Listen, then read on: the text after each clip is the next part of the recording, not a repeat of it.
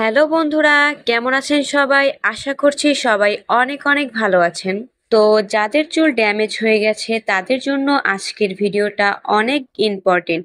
তো ভিডিওটি না টেনে অবশ্যই সম্পূর্ণ দেখার অনুরোধ রইল। তো বর্তমানে প্রতিটা মেয়েই চায় সুন্দর ঝলমলে কালো চুল, কিন্তু বর্তমান সময়ে এরকম চুল পাওয়াটা অনেকটা অসাধ্যের বিষয়।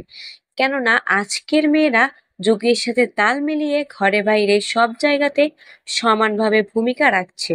সংসার, অফিস, ক্লাস সবকিছুই তারা নিজেরাই সামলে নিচ্ছে।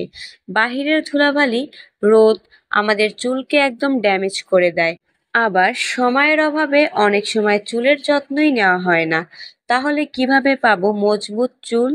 ঠিক 2 মাস আগে আমারও চুলে ঠিক এমনটাই অবস্থা হয়েছিল, কিন্তু কিভাবে পেলাম আমার মজবুত চুল, সেই এক্সপিরিয়েন্সটাই আজকে আপনাদের সাথে শেয়ার করব। তো আপনি যদি আমার চ্যানেলের নতুন দর্শক হয়ে থাকেন অবশ্যই আমার চ্যানেলটা সাবস্ক্রাইব করে রাখবেন। আজকে আমি কথা বলবো ইমামি 7 অয়েল তেলটা নিয়ে। নাম শুনেই বুঝতে পারছেন এতে আছে 60টি ন্যাচারাল অয়েলের সংমিশ্রণ। 60টি প্রাকৃতিক উপাদানের বেনিফিট পাচ্ছেন একই সাথে। এই অসাধারণ বেনিফিট দিচ্ছে মাত্র একটি তেলের মাধ্যমে। তো ইমামি 7 অয়েল তেলটা কম বেশি সবাই চিনে থাকেন।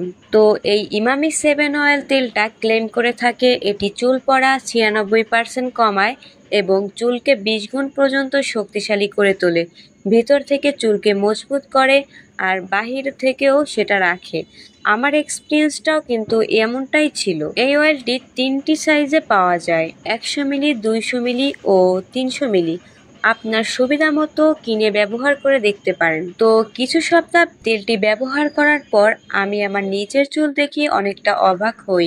আমার চুল আগের থেকে কোমল ও মসৃণ হয়ে ওঠে।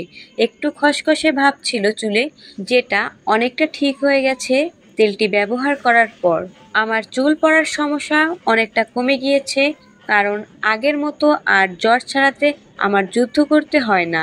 তো বর্তমানে আমার চুল অনেকটা স্ট্রং ও হেলদি।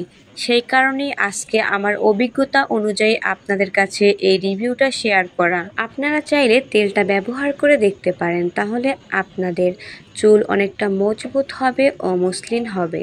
আজকের ভিডিওটা ভালো লাগলে অবশ্যই লাইক, কমেন্ট, শেয়ার করবেন। আর আমার চ্যানেলে নতুন হয়ে থাকলে অবশ্যই আমার চ্যানেলটা সাবস্ক্রাইব করে পাশে থাকা বেল আইকনটিতে ক্লিক করে রাখবেন, যাতে আমি পরবর্তীতে কোনো ভিডিও আপলোড করলে সেই নোটিফিকেশনটি আপনার কাছে চলে যায়। তো সবাই ভালো থাকবেন, সুস্থ থাকবেন। আল্লাহ হাফেজ সবাইকে।